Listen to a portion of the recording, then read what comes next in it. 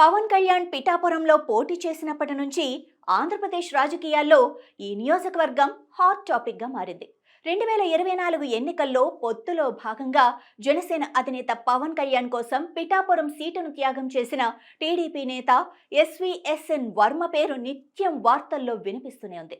వర్మ త్యాగం వల్లే Pawan Kalyan deputy CM అయ్యారని, అందుకే పిఠాపురం తమ అడ్డా అంటూ జనసేన పలు కార్యక్రమాలను నిర్వహిస్తోంది.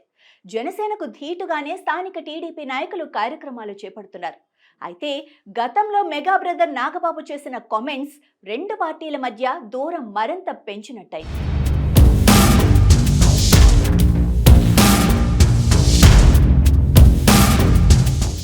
పవన్ కళ్యాణ్ సోదరుడు కొత్తగా ఎమ్మెల్సీగా ఎన్నికైన నాగబాబు పిఠాపురం జనసేన అడ్డా అని వ్యాఖ్యానించటం ఏపీ అంతటా పెద్ద దుమారాన్ని లేపింది. పిఠాపురంలో పవన్ కళ్యాణ్ గెలుపు అభిమానుల కృషి వల్లే తప్ప ఎవరి అండా లేదంటూ ఆయన చేసిన వ్యాఖ్యలు వైరల్గా మారాయి. అప్పటి నుంచి టీడీపీ జనసేన మధ్య పిఠాపురంలో సైలెంట్ వార్ నడుస్తూనే ఉంది. ఈ వ్యాఖ్యలపై రెండు పార్టీల అధినాయకత్వాలు స్పందించినప్పటికీ స్థానికంగా మాత్రం నాగబాబు చేసిన వ్యాఖ్యలు తీవ్ర దుమారాన్ని రేపాయి. తాజాగా కడపలో నిర్వహించిన మహానాడుకు పెద్ద ఎత్తున టీడీపీ నేతలు హాజరయ్యారు. ఈ సందర్భంగా మీడియా ప్రతినిధులు పిఠాపురం గ్రౌండ్ లెవెల్ రియాలిటీ గురించి అడగగా అక్కడి నాయకులు ఆసక్తికర విషయాలు పంచుకున్నారు. ఒక నాయకుడు మాట్లాడుతూ పిఠాపురం అంతా కూడా టీడీపీనే ఉందని స్పష్టం చేశారు. టీడీపీ ఇన్ఛార్జిగా ఉన్న వర్మ పొత్తులో భాగంగా తన సీటును త్యాగం చేయడంతోనే పవన్ కళ్యాణ్ గెలిచారని తెలిపారు.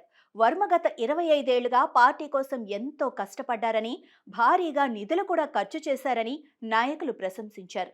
పిఠాపురంలో ఉన్న ప్రతి గ్రామంలో ప్రజలను, కార్యకర్తలను పేరు పెట్టి పలకరించేంత సన్నిహిత్యం ఆయనకు ఉందని పేర్కొన్నారు. పిఠాపురంలో టీడీపీ బలం 80% ఉంటే జనసేన బలం కేవలం 20% మాత్రమేనని చెప్పారు.